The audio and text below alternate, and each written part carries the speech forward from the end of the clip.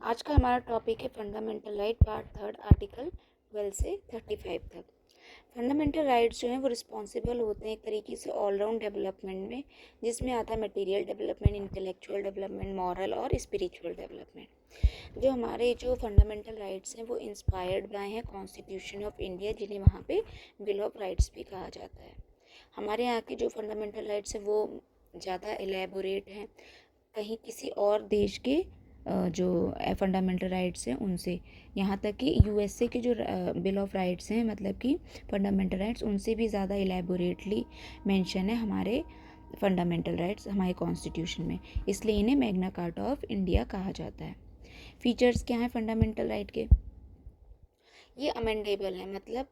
Parliament जो है इन्हें अमेंड कर सकती है थ्रू कॉन्स्टिट्यूशनल अमेंडमेंट, लेकिन सुप्रीम कोर्ट ने ये कहा है कि सुप्रीम कोर्ट ने ये एक तरीके का आदेश दे रखा है कि आप फंडामेंटल राइट को बेशक अमेंड कीजिए, लेकिन इसके बेसिक स्ट्रक्चर को आप हानि नहीं पहुंचा सकते। फिर ये क्वालिफाइड है, मतलब ये एब्सोल्यूट नहीं है, मतलब आपके फंडामेंटल राइट एब्सोल्यूट नहीं है। अगर इन इन इन पर जो है मतलब रीजनेबल रिस्ट्रिक्शंस लगाई जा सकती हैं, अगर देश के हित के लिए या ऐसा लगता है कहीं ज़रूरत है जहाँ पे आपके फंडामेंटल राइट को लिमिट करना चाहिए, ठीक है, या उन पे रिस्ट्रिक्शन लगानी चाहिए, और उससे क्या है बाकी चीज़ों का कोई मतलब कि मोटिव है, कोई और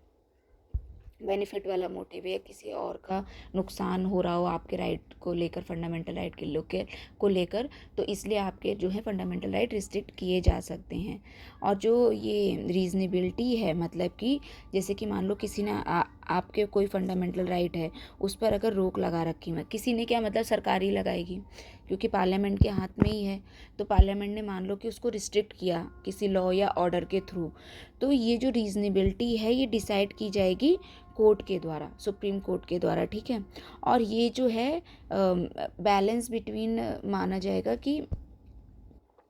वो इन चीज़ को जो रीजनेबिलिटी है रेस्ट्रिक्शन की, वो ये चीज़ देखकर जो है लगाई जाएगी या हटाई जाएगी कि भैया वो इंडिविजुअल और सोसाइटल राइट के बीच में बैलेंस बना रहे हो, ठीक है, और इंडिविजुअल इंश्योर कर रहे हो individual liberty plus social control. यहाँ कहने का मतलब है कि भाई देखो, जैसे एक जगह मान लो आपकी फ्रीडम ऑफ स्पीच है, आप कुछ ऐसा बोल रहे हो जिससे किसी और का नुकसान हो रहा है, ठीक है, तो ऐसी चीज़ में या फिर किसी आपके बोलने से मान लो कोई आप ऐसा भड़काऊ भाषण दे रहे हो, तो आप ये कहो कि भैया फ्रीडम ऑफ स्पीच पर तो मेरा अधिकार है, लेकिन जो आप जिस तरीके से अपने स्पीच वाले अधिकार को इस्तेमाल कर रहे हो, उससे क्या होगा कि भाई बहुत बड़े पैमाने पे या छोटे पैमाने पे सोसाइटी को हार्म हो सकता है। आप जो आपके इन्फ्लुएंस से आपसे इन्फ्लुएंस होके बहुत से लोग गलत चीज़ करने के लिए प्रमोट हो सकते हैं, प्रोवोक्ड हो सकते हैं, आप किसी गलत चीज़ के लिए किसी को प्रोवोक कर सकते हो, तो मतलब इस चीज़ में फिर सरकार आप पर रीजनेबल रिस्ट्रिक्शन लगा सकती है कि भाई आपका मतलब आपके फ्रीडम ऑफ स्पीच को तुरंत रोक सकती है। तो वही देखो, एक तरफ क्या था कि आपका इंडिविजुअल फ्रीडम था, दूसरी तरफ क्या था कि सोसाइटल राइट था। तो जब इन दोनों का बैलेंस बना के देखना होगा कि भाई क्या ज़्यादा नुकसान हो रहा है, क्या सही है, हित में है, तो उस तरीके से जो है वो सुप्रीम कोर्ट जो है वो रीजनेबिलिटी तय करती है। आगे क्या है, प्रोटेक्शन है अगेंस्ट स्टेट और इंडिविजुअल, मतलब कि ये किसी भी तरह के आर्बिट्री एक्शन ऑफ स्टेट से आपको जो है प्रोटेक्ट करते हैं, और सिर्फ आर्बिट्री स्टेट एक्शन के थ्रू मतलब कोई नहीं के अगेंस्ट ही नहीं, अगेंस्ट प्राइवेट इंडिविजुअल भी, मतलब ये कुछ जगह पे प्राइवेट इंडिविजुअल के अगेंस्ट भी प्रोटेक्शन प्रोवाइड करवाता है। फिर क्या है, पॉजिटिव और नेगेटिव दोनों तरीके से हैं, एक तरीके से ये पॉजिटिव भी है और नेगेटिव भी। किस देखो, ये क्या करते हैं, जब लिमिट करते हैं स्टेट की अथॉरिटी, मतलब जो आपके फंडामेंटल राइट्स के है ना ये, तो मतलब आपको कुछ राइट्स मिल रहे हैं, आपके राइट अगर वायोलेट करने की कोशिश की किसी भी तरीके से, मतलब कि जो गवर्नमेंट ने या पार्लियामेंट ने, तो आप डायरेक्टली सुप्रीम कोर्ट जा सकते हो, और सुप्रीम कोर्ट आप मतलब आप डायरेक्ट गए कोर्ट्स में, फिर वहाँ पे आप जब जाओगे तो मतलब फिर अगर सच में आप पे जो है गलत तरीके से रिस्ट्रिक्शन इम्पोज की गई है, आपके गलत तरीके से राइट को छीनने की कोशिश की गई है, तो फिर जो है जो सुप्रीम कोर्ट है वो ऐसे लॉज को जो आपको रिस्ट्रिक्शन दे कर रहे हैं, आपके राइट को रिस्ट्रिक्ट कर रहे हैं, उनको जो है नल एंड वॉइड क्रिएट कर देगा, मतलब आपके राइट को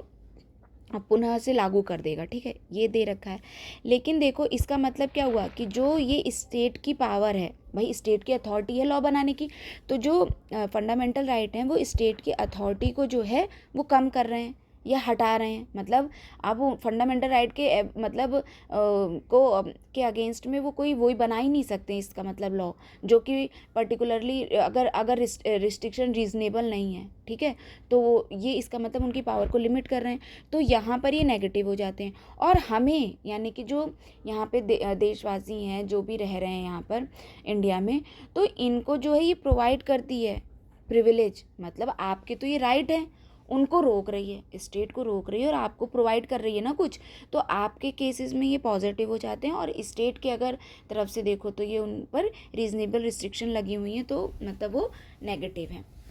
फिर क्या है, डेमोक्रेटिक हैं, ये क्या करते हैं, पॉलिटिकल डेमोक्रेसी को प्रमोट करते हैं और लिमिट करते हैं एग्जीक्यूटिव टायरनी और आर्बिट्री लेजिस्लेटिव लॉ। मतलब जो एग्जीक्यूटिव मतलब अपना जो है एक तरीके से पूरा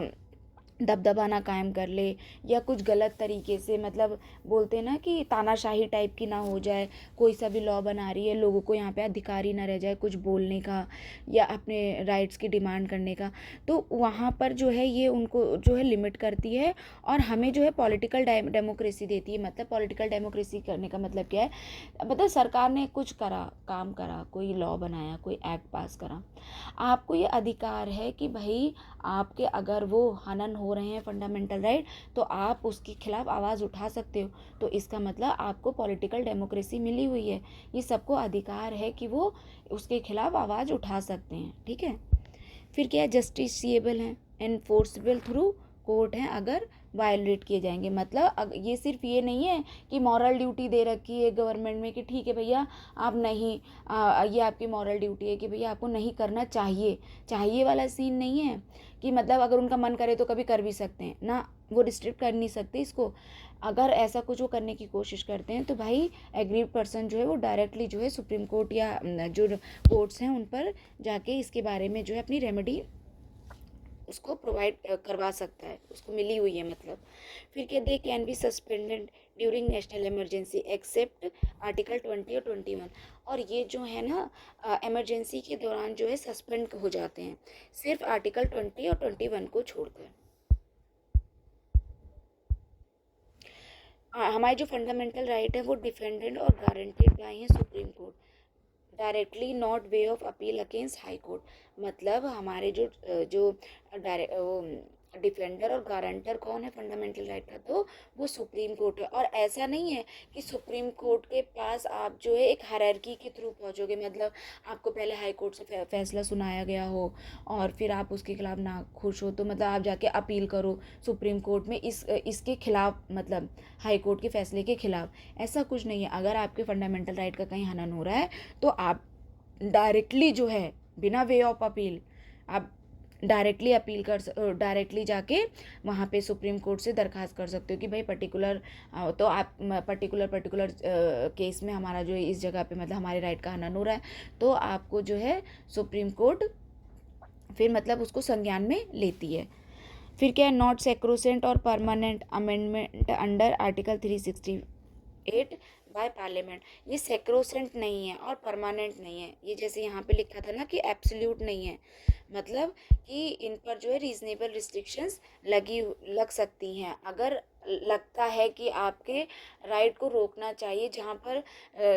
कोई सा किसी और का हित जुड़ा हुआ होगा, सोसाइटल हित हो या किसी और का किसी भी तरीके से हित हो रहा हो, या आपके उस फ्रीडम से किसी और का नुकसान हो रहा है, आपके उस राइट से किसी और को नुकसान हो रहा है, तो आपके राइट को रिस्ट्रिक्ट किया जा सकता है। तो इसलिए कहते हैं कि सैक्रोसेंट नहीं है और परमानेंट नहीं है कि नहीं भाई एक बार फंडामेंटल राइट मिल गए तो फिर आप उसको जो है एक तरीके से मतलब लाठी बना के फिर एक तरीके से कि आप कुछ भी कर सकते हो। नहीं, आप ऐसा नहीं कर सकते, उस पर रीजनेबल रिस्ट्रिक्शंस लगाई जा सकती है और इसमें अमेंडमेंट किया जा सकता है, मतलब ये बदले भी जा सकते हैं थ्रू मतलब अंडर आर्टिकल 368 जिसमें कॉन्स्टिट्यूशनल अमेंडमेंट किए जाते हैं, उनके थ्रू इनको जो है अमेंड भी किया जा सकता है बाय पार्लियामेंट। और सिर्फ पार्लियामेंट ही कर सकती है। स्टेट लेजिस्लेचर को कॉन्स्टिट्यूशनल अमेंडमेंट ही नहीं अलाउड होते हैं, तो फंडामेंटल राइट में क्या का अमेंडमेंट क्या करेगी, वो भी कॉन्स्टिट्यूशन में ही है, और without harming the basic structure. लेकिन फिर यहाँ पे यही बात आ जाती है कि आप चेंज करो, अमेंडमेंट करो, कुछ भी करना है करो, मतलब पार्लियामेंट कुछ भी करे, लेकिन दिक्कत वही है कि भाई बेसिक स्ट्रक्चर जो है, मूल सिद्धांत जो है कॉन्स्टिट्यूशन का, उससे छेड़छाड़ नहीं होनी चाहिए। और ये जो है डिसाइड कौन करेगा, ये जो है सुप्रीम कोर्ट डिसाइड करेगा कि उससे छेड़छाड़ हुई है या नहीं हुई है वो कॉन्स्टिट्यूशन में। फिर क्या हमें जो है मतलब जो इंडिया में जो है वो 6 फंडामेंटल राइट्स अवेलेबल हैं। 6 फंडामेंटल राइट जो है गारंटी किए जाते हैं आर्टिकल 19 द्वारा। तो वो जो है ऑटोमेटिकली सस्पेंड हो जाते हैं जब एक्सटर्नल इमरजेंसी में, जब एक्सटर्नल एग्रेशन हो, कोई एक्सटर्नल इमरजेंसी लगी हो, तो वो जो है ऑटोमेटिकली सस्पेंड हो जाते हैं, not on the ground of armed rebellion और इंटरनल इमरजेंसी। आर्टिकल 19 जैसे ही एक्सटर्नल एग्रेशन के एवज में जो है मतलब का रीज़न देकर जो है इमरजेंसी घोषित की गई, उसी टाइम पे 19 जो है अपने आप सस्पेंड हो जाएगा। मतलब सरकार को इसके लिए कोई लॉ नहीं बनाना है, कोई एक्ट नहीं पास करना है, आप पर रिस्ट्रिक्शन लग जाएगी कि भाई आपके ये 6 फंडामेंटल राइट जो है रोके जा रहे हैं। फिर लेकिन ये सिर्फ एक्सटर्नल एग्रेशन के केसेस में है। अगर इमरजेंसी जो है इंटरनल मतलब आर्म रेबेलियन के ग्राउंड पर लगी है, ठीक है, कि इंटरनल इमरजेंसी है, तो उस केसेस में ये ऑटोमेटिकली सस्पेंड नहीं होंगे। Scope of operation limited. अच्छा हाँ, फंडामेंटल राइट का जो स्कोप है ऑपरेशन का, वो लिमिट किया जाता है 3 आर्टिकल द्वारा। एक 31A है आर्टिकल, ठीक है, इसमें क्या है, कुछ लैंड जो एक्विजिशन वाले लॉज हैं उनको लागू करने के लिए जो है मतलब जो राइट टू प्रॉपर्टी वाला था, उनको लागू करने के लिए ये कहा गया था कि पहले, क्योंकि राइट टू प्रॉपर्टी जो था वो जो है फंडामेंटल राइट में आता था, तो उसको हटा दिया गया है, इसीलिए तो मतलब चेंज किया गया है ना, तो मतलब ये रिस्ट्रिक्ट कर रहा था। पहले तो वो फंडामेंटल राइट में था, राइट टू प्रॉपर्टी, लेकिन उसकी वजह से क्या था कि भाई लैंड एक्विजिशन सरकार द्वारा करना बहुत मुश्किल हो रहा था, तो इन्होंने जो है उसको जो है स्कोप जो फंडामेंटल राइट का, उसको एक तरीके से लिमिट किया राइट टू प्रॉपर्टी को हटा के, तो वो आता है अंडर आर्टिकल 31A। फिर 31B जो है, ऐसे कुछ लॉज बनाए गए जैसे कि जुडिशियल रिव्यू जो है वो सुप्रीम कोर्ट का ना, मतलब सुप्रीम कोर्ट को जुडिशियल रिव्यू की पावर मिली हुई है अंडर आर्टिकल 13। लेकिन क्या है कि भाई पहले क्योंकि सरकार मेजॉरिटी में थी, जब आज़ाद हुई कांग्रेस वाली सरकार थी, तो इनके लिए कोई लॉ पास करना, और फिर नया नया सब कुछ था उस टाइम पे, इन्होंने क्या करा कि देश के हित के लिए बहुत सारे लॉ वगैरह बनाए थे। यही समझ लो लैंड डिस्प्यूट थे, और जो ज़मींदार वगैरह थे उन्होंने काफ़ी सारे लैंड वगैरह जो है अपने अंडर में कर रखे थे, इलीगली लोगों से छीन लिया गए थे, लोगों को मतलब एक तरीके से सारी जो उनके एग्रीकल्चर लैंड वगैरह था वो सब छीन लिया था। कई मतलब सारे ज़मींदार जो इतने अमीर होकर बैठे हुए थे, उनके पास समझ लो बहुत बड़ा लैंड का हिस्सा जो है मतलब इलीगली उनके पास था। तो सरकार को अब कॉन्स्टिट्यूशन बना, और भाई 1950 से लागू हो गया। जब जिस दिन से कॉन्स्टिट्यूशन लागू हुआ उससे उसके सारे प्रोविज़न भी लागू हो गए, और कॉन्स्टिट्यूशन में जो है right to property fundamental right था। तो जैसे ही सरकार जो है राइट टू प्रॉपर्टी जो था, प्रॉपर्टी के अगेंस्ट कोई एक्शन ले, ताकि भाई देश हित में कोई वेलफेयर का काम हो, लोगों में वो ज़मीन लेना चाहती थी जो इलीगली लोगों ने हड़प रखी थी, सरकार उसको मतलब वापस करना चाहती थी जिन लोगों की है, तो क्या करते लोग भाई सुप्रीम कोर्ट के पास पहुंच जाते। और अगर बाय लॉ देखो तो वो गलत नहीं था। जब फंडामेंटल राइट है राइट टू प्रॉपर्टी, तो अगर कोई सुप्रीम कोर्ट के पास जाएगा तो अपनी जुडिशियल रिव्यू वाली पावर का इस्तेमाल करके फैसला जो है उन लोगों के पक्ष में सुना देता था। सरकार इस चक्कर में क्या है, वेलफेयर वाले जो जितने भी मतलब वो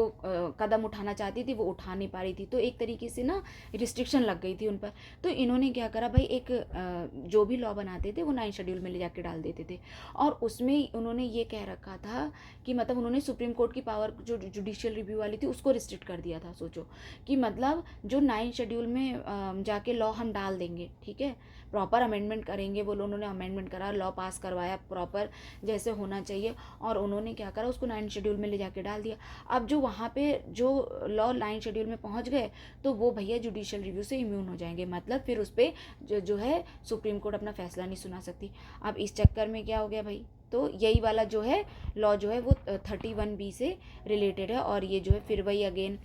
स्कोप को ऑपरेशन को लिमिट, जो स्कोप है ऑपरेशन का उसको लिमिट करती है। फिर 31C क्या है, यहाँ पर भी कहा गया है कि जैसे कुछ, अब जैसे DPSP क्या है, मतलब डायरेक्टिव प्रिंसिपल ऑफ जो दिए हुए हैं हमारे कॉन्स्टिट्यूशन में, उनका मतलब क्या है कि भैया सरकार जो है कुछ सरकार की ड्यूटी बनती है भाई, वो वेलफेयर वाले जो भी प्रोग्राम हैं, सोसाइटी अब उस टाइम पे आज़ाद हुई, कितनी इनइक्वालिटी थी, कुछ लोग गरीब इतनी थी, देश में गरीबी इतनी थी, लोग भुखमरी से मर रहे थे, तो भैया जब तक सरकार इंटरवेन नहीं करेगी, अगर सोचो कैपिटलिस्टिक सोसाइटी ही रहती, सोशलिस्ट अप्रोच लेकर नहीं आते, तो भाई उस टाइम पे लोगों का मुख्य धारा में आना, सब जिन गरीब तबका था, जो जो पिछड़ा हुआ एक वर्ग था सोसाइटी का, उसको गवर्नमेंट की सपोर्ट की ज़रूरत थी। तो इसीलिए ना डायरेक्टिव प्रिंसिपल वाले जो है प्रोविज़न को जोड़ा गया कॉन्स्टिट्यूशन में कि सरकार जो है बाउंड है कि उसे जो है देश के वेलफेयर के लिए जो भी स्कीम वगैरह है उन्हें बनाना है। तो वो एक तरीके से सरकार को आदेश देते हैं DPSP कि आप जो है इस फील्ड में, वहाँ पे जो भी मुद्दे दिए हुए हैं कि आपको इस फील्ड में कदम उठाना है, एक तरीके से वो डायरेक्ट करती है सरकार को। ठीक है, तो अब क्या हुआ कि भैया जब DPSP लागू हो रहे थे, तब फिर यहाँ पे आ जा रहा था कि भैया फंडामेंटल राइट का हनन हो रहा है, तो इन्होंने क्या करा, इसके एनफोर्समेंट के लिए इन्होंने ये कहा कि 31C में कि जहाँ पर DPSP लागू होने के लिए सरकार अगर किसी फंडामेंटल राइट का हनन कर रही है, तो फिर वो जो DPSP है उन्हें नल एंड वॉइड करार नहीं दिया जाएगा। मतलब सरकार के ऐसे किसी अमेंडमेंट को या किसी लॉ को जो है मान्यता मिलेगी अगर वो बहुत बड़े सेक्शन ऑफ सोसाइटी को, मतलब वेलफेयर के लिए काम किया गया है। तो इस तरीके से जो 31A, 31B और 31C थे, ये एक तरीके से स्कोप ऑफ ऑपरेशन को लिमिट कर रहे थे किसके, फंडामेंटल राइट के। फिर क्या दिया गया है, एप्लीकेशन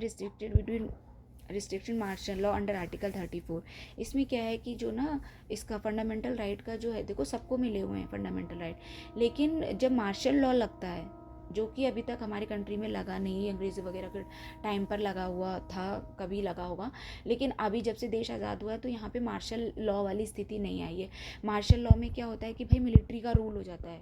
पूरे देश पर, मिलिट्री कब्जा कर लेती है एक तरीके से। तो अगर ऐसा लगता है तो भी भैया फंडामेंटल राइट जो हैं वो रिस्ट्रिक्ट किए जा सकते हैं अगर ऐसी कोई स्थिति आ गई। फिलहाल ऐसी वाली स्थिति अभी तक आई नहीं है, अंडर आर्टिकल 34 में दिया गया है।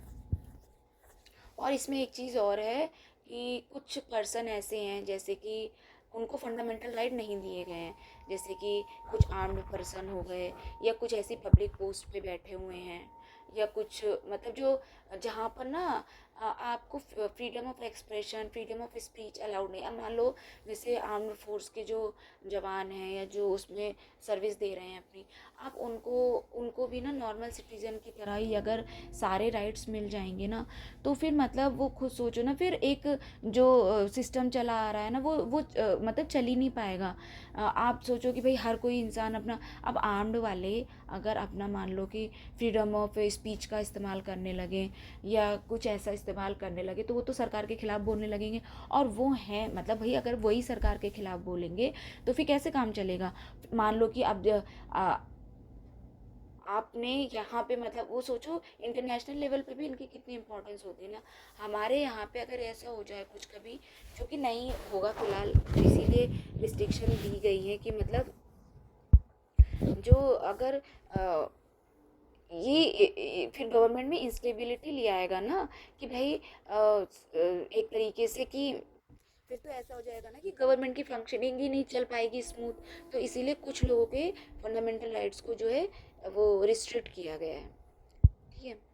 फिर इसमें और दिए हुए हैं क्या, constitutional provision with respect to fundamental right. इसमें क्या कहा गया है, देखो जो कॉन्स्टिट्यूशनल प्रोविजन है, राइट टू इक्वेलिटी जो दिया गया है वो आर्टिकल 14 से 18 में दिया गया है। फिर राइट टू फ्रीडम जो है वो आर्टिकल 19 से 22 में दिया गया है। राइट अगेंस्ट एक्सप्लॉयटेशन जो है वो आर्टिकल 23 से 24 में दिया गया है। Right to freedom of religion है वो आर्टिकल 25 से 28 में दिया गया है। कल्चरल और एजुकेशनल राइट जो हैं वो 29 और 30 में दिए गए हैं। राइट टू प्रॉपर्टी जो था वो आर्टिकल 31 में था, लेकिन अब इसे यहाँ से हटा के कॉन्स्टिट्यूशनल राइट एक तरीके से कर दिया गया है। फिर लीगल राइट में कैटेगरी में रख दिया गया है, फंडामेंटल राइट से हटाकर। फिर क्या, राइट टू कॉन्स्टिट्यूशनल रेमेडीज़ जो है वो आर्टिकल 32 में दी गई है। 44th कॉन्स्टिट्यूशनल अमेंडमेंट एक्ट जो था 1978 का, उसने क्या करा था, राइट टू प्रॉपर्टी को हटाया था from the list of fundamental rights, और it has been reclassified as the legal and constitutional right under article 300A में। मतलब फिर इसको लीगल और कॉन्स्टिट्यूशनल राइट की कैटेगरी में डाल दिया गया है अंडर आर्टिकल 300A, जो कि पार्ट 12 में दिया गया है कॉन्स्टिट्यूशन के। तो अब जो है करंट काउंट क्या है फंडामेंटल राइट का, कि ये टोटल 6 इन नंबर है, पहले 7 थे।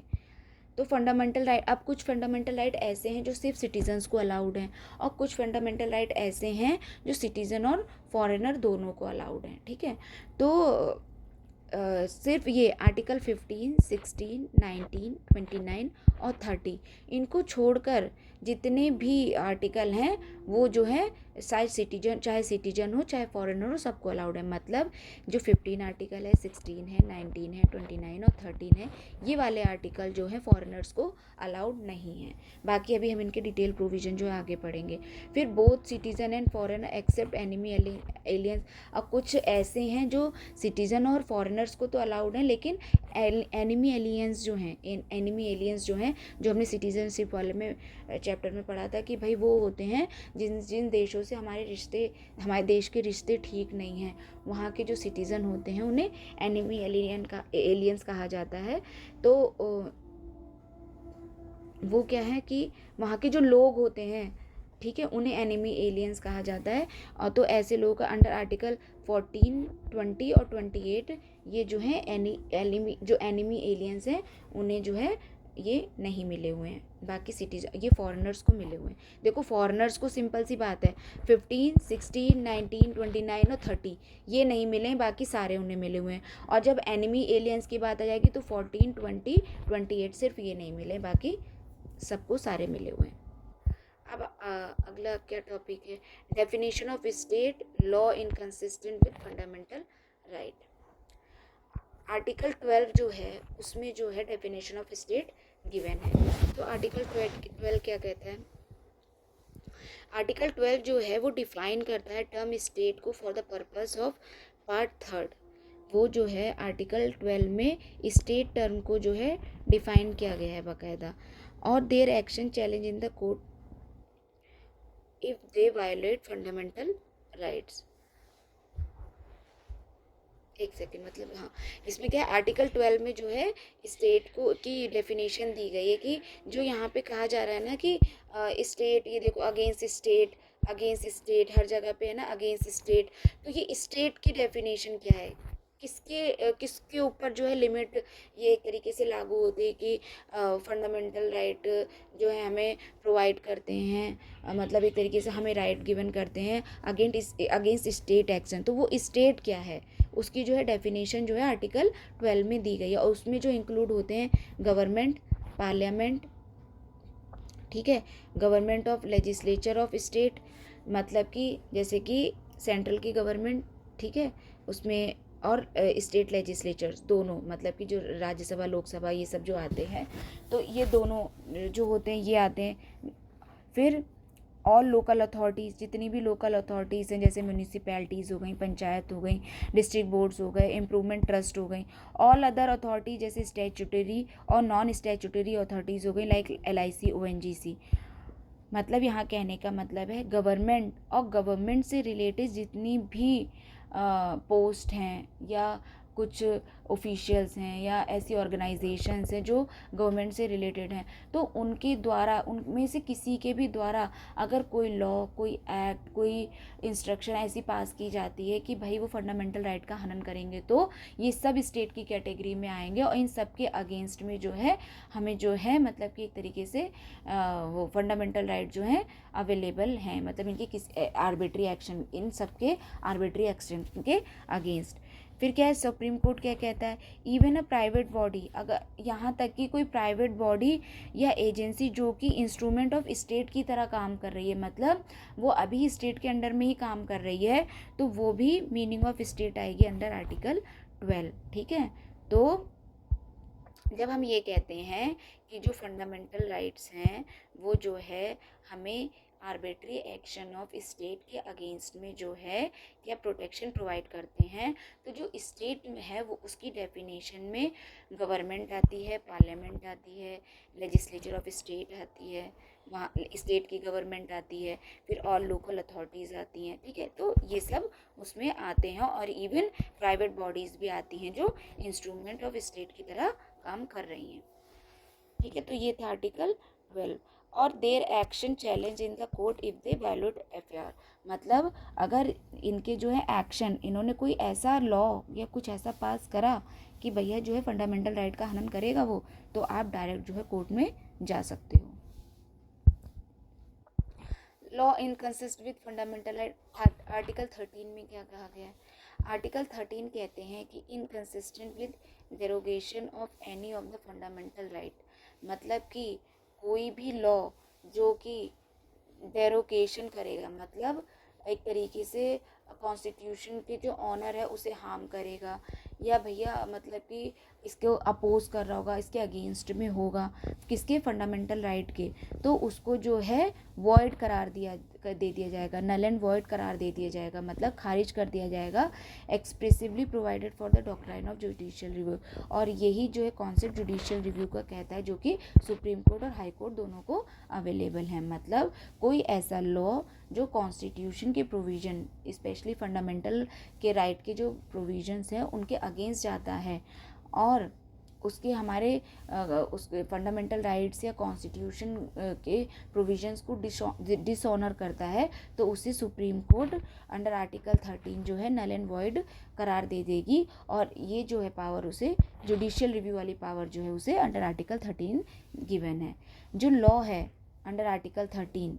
ठीक है, तो वो कौन से लॉ हैं? वो सारे लॉ हैं जो परमानेंट लॉ हैं, इनेक्टेड बाय सेंटर और स्टेट। कोई से भी लॉ हो, चाहे वो बस स्टेट या सेंटर द्वारा लागू किए जा रहे हों, और वो अगर फंडामेंटल राइट का हनन कर रहे हैं तो वो सारे नल एंड वॉइड करार दे दिए जाएंगे। टेम्परेरी ऑर्डिनेंसेस हों, जो ऑर्डिनेंस पर प्रेसिडेंट जो है लागू करते हैं, ये अभी हम आगे पढ़ेंगे। इसमें क्या होता है कि मतलब कि जब राज्यसभा या लोकसभा में से कोई एक जो है मतलब कि वो सेशन में नहीं है, ठीक है, तो क्या होता है, उसको बाईपास करने के लिए ना प्रेसिडेंट जो है एक तरीके से ऑर्डिनेंस लेकर आता है, तो उसमें वो भाई पूरा प्रोसीजर जो होता है बिल पास करवाने वाला वो नहीं होता, वो सिंपल जो है प्रेसिडेंशियल ऑर्डर से जो है वो मान्य हो जाते हैं, जो भी वो उस टाइम पे ऑर्डर दे रहे होते हैं, तो इसीलिए बाईपास कर देते हैं एक तरीके से पूरा प्रोसीजर जो भी होता है, तो उसको बोला जाता है ऑर्डिनेंस। तो जो टेम्परेरी ऑर्डिनेंस होंगे प्रेसिडेंट के, स्टैट्यूटरी इंस्ट्रूमेंट होंगे, कोई डेलीगेटेड लेजिस्लेशन, अब डेलीगेटेड लेजिस्लेशन होगा अगर कोई, अब डेलीगेटेड लेजिस्लेशन क्या होता है, ये होता है वो मतलब कि जैसे कि मान लो सरकार है, गवर्नमेंट है, उसने अपना एग्जीक्यूटिव पावर जो किसी अथॉरिटी को सौंप दी, जिसके थ्रू जो है कि मतलब कि वो पावर जो है, अपनी पावर मान लो जैसे बोल नहीं देती कि उसने अपनी जगह पे किसी और को अपॉइंट कर दिया कि भाई आप जो है, क्योंकि वो हो सकता है कहीं बिजी है या कुछ और काम कर रहे हैं, या भाई जो भी उनको दिमाग में आया हो, उन्होंने अपनी पावर को ट्रांसफ़र कर रखा है अगर किसी और को, ठीक है, कि आप ये लागू कर सकते हो, मेरी तरफ से लागू कर सकते हो आप, ये पावर अगर दे रखी, तो उसे जो है डेलीगेटेड लेजिस्लेशन कहते हैं, मतलब एग्जीक्यूटिव लेजिस्लेशन। जो लॉ बना रहे हैं उनके अलावा जो है वो एग्जीक्यूट करने की पावर किसी और पे जो ट्रांसफ़र कर देते हैं उनको कहते हैं, जैसे कि ऑर्डर्स हो गए, कस्टम हो गए, usage having force of law, जो कि फोर्स ऑफ लॉ की तरह इस्तेमाल होने वाले हैं, तो ये सब लॉ के अंडर आते हैं, और ये सब जो है क्या कहते हैं, एक तरीके से नल एंड वॉइड करार दे दिए जाएंगे सुप्रीम कोर्ट के द्वारा, अगर इन्होंने आपके फंडामेंटल राइट का हनन किया तो। फिर आर्टिकल 13(4) क्या कहता है कि nothing in this article shall apply to any amendment of the constitution made under article 368। मतलब कि क्या हुआ था कि भाई फिर जब ये था कि जुडिशियल रिव्यू की पावर मिल गई सुप्रीम कोर्ट को, अब क्या था कि भाई कोई ऐसा गवर्नमेंट, जैसे कि एक तरीके से तानाशाही हो जाती है कभी कभी, जब ज़्यादा पावर हाथ में आती है ना, तो लोग फिर उसका अंधाधुंध इस्तेमाल करने लगते हैं एक तरीके से, क्योंकि देखो हर चीज़ जो किसी न किसी के लिए सही है वो किसी न किसी के लिए गलत ज़रूर है। वहाँ पे तो ये देखा जाता है ना कि वो कितने सेक्शन ऑफ सोसाइटी को सही गलत ठहराते हैं, तब देखते हैं कि भाई ये सही होगा या गलत हो। ना ही कोई चीज़ पूरी सही तरीके से सही होती है, ना ही 100% गलत होती है। उसकी डिग्री चेक करते हैं कि भाई कितना सही है और कितना गलत है। तो क्या था कि मान लो कि तो क्या हुआ कि इस तरीके से ना जो सुप्रीम कोर्ट को जो पावर मिली जुडिशियल रिव्यू वाली, तो ये क्या कर रहे थे, मान लो कोई ऐसा लॉ सरकार बना के ला रही है, ठीक है, तो इसको ये खारिज कर दे रहे हैं। तो इससे क्या होता है कि सरकार एक तरीके से मतलब वो कुछ भी बना के ला रहे थे, सरकार खारिज कर दे रही थी, वो सॉरी सुप्रीम कोर्ट खारिज कर दे रही थी। तो इससे उनको मतलब एक तरीके से तिलमिलाहट नहीं हो जाती कि मतलब हम जो भी लॉ बना रहे हैं, क्योंकि आप भाई सुप्रीम कोर्ट की जो भी उसने डिसीजन दिया है उससे तो ऊपर जा नहीं सकते हो। तो अब सरकार बड़ी परेशान। अब सुप्रीम कोर्ट का तो भाई अपना वो तो अपना काम कर रहे थे। तो क्या हुआ कि इन्होंने क्या करा, 24 कॉन्स्टिट्यूशनल अमेंडमेंट एक्ट लेकर आए 1971 में। और इन्होंने क्या कहा कि भैया जो अगर हम कॉन्स्टिट्यूशनल अमेंडमेंट करते हैं, कॉन्स्टिट्यूशनल अमेंडमेंट का मतलब है कि अंडर आर्टिकल 368 अगर ये पूरा प्रोसीजर फॉलो कर रहे हैं, ठीक है, उसको भाई पूरी मेजॉरिटी से पास करवा रहे हैं, तो वो जो है लॉ के कैटेगरी में नहीं आएगा, मतलब फिर उस पर जुडिशियल रिव्यू नहीं कर सकती। क्योंकि भैया जो सुप्रीम कोर्ट है वो अंडर आर्टिकल 13 जो है वो सिर्फ जो लॉज हैं इनकन्सिस्टेंट हैं और डेरोगेशन, क्योंकि यहाँ लॉ लिखा है, तो अगर वो लॉ जो मतलब फंडामेंटल राइट को जो है एक तरीके से रिस्ट्रिक्ट कर रहे होंगे या उनके खिलाफ होंगे, तो सिर्फ उसको सुप्रीम उस केस में जो है सुप्रीम कोर्ट अपनी जुडिशियल रिव्यू पावर का इस्तेमाल कर सकती है। लेकिन अगर इन लोगों ने क्या सोचा, हम जो है कॉन्स्टिट्यूशनल अमेंडमेंट को लॉ के अंडर ही में ही नहीं मानते हैं। अगर कोई कॉन्स्टिट्यूशनल अमेंडमेंट किया, क्योंकि भैया पार्लियामेंट को कॉन्स्टिट्यूशनल अमेंडमेंट की तो पावर मतलब मिली हुई है ना, और उन्होंने अगर प्रॉपर प्रोसीजर फॉलो करके कॉन्स्टिट्यूशनल अमेंडमेंट किया तो सिंपल सी बात है वो लॉ की कैटेगरी में नहीं आएगा अंडर आर्टिकल 13। अब इन्होंने ये कहा। लेकिन भैया केशवानंद भारती केस आया फिर 1973 में। देखो ये 1971 का था, तो 1973 में आया और सुप्रीम कोर्ट ने क्या कहा कि कॉन्स्टिट्यूशनल अमेंडमेंट ठीक है, आप कॉन्स्टिट्यूशनल अमेंडमेंट कर सकते हो, ठीक है, आप कॉन्स्टिट्यूशनल अमेंडमेंट करके फंडामेंटल राइट भी ले सकते हो, बहुत बढ़िया, करो, सब कुछ करो। लेकिन आप फंडामेंटल राइट तो ले सकते हो, लेकिन आप भैया फंडामेंटल राइट तो छीनो, भैया ठीक है रिस्ट्रिक्ट करो, लेकिन आप बेसिक स्ट्रक्चर को हार्म नहीं करवा सकते। और बेसिक स्ट्रक्चर क्या है कॉन्स्टिट्यूशन का, वो हम खुद डिफाइन करेंगे। मतलब वो सुप्रीम कोर्ट ही डिफाइन करेगी कि क्या क्या जो है, जैसे जैसे इनके सामने जो है केसेस आते जाएंगे उस हिसाब से ये फैसले देते जाएंगे। मतलब इन्होंने कोई बाउंड्री सेट नहीं कर रखी है कि भैया ये 4 चीज़ें जो हैं ये बेसिक स्ट्रक्चर में आती हैं, अब इसके बाहर की कोई चीज़ आ नहीं सकती ना। उसका दायरा बहुत बड़ा है, वो सुप्रीम कोर्ट डिसाइड करेगी कि भैया क्या चीज़ बेसिक स्ट्रक्चर का पार्ट है और क्या चीज़ बेसिक स्ट्रक्चर का पार्ट नहीं है। तो इन्होंने क्या करा, सरकार को पावर दे भी दी और उनसे छीन भी ली। मतलब इन्होंने वही तो करा कि ठीक है भैया आप कॉन्स्टिट्यूशनल अमेंडमेंट करो, खूब मज़े से करो, ठीक है, आप फंडामेंटल राइट पे रोक लगाओ, लोगों के फंडामेंटल राइट छीन रहे हो आप किसी वजह से, ठीक है भैया छीनो, लेकिन आप बेसिक स्ट्रक्चर को हम नहीं कर सकते। और बेसिक स्ट्रक्चर क्या है कॉन्स्टिट्यूशन का, ये सुप्रीम कोर्ट खुद डिसाइड करेगी। ठीक है, ये बोला किसमें, उसमें क्या कहते हैं, केशवानंद भारती केस में। अब राइट टू इक्वालिटी। अच्छा, ये जो राइट टू इक्वालिटी है हम इसको नेक्स्ट वीडियो में कवर करेंगे, अभी इसको यहीं पे ख़त्म कर देते हैं, ठीक है, थैंक यू।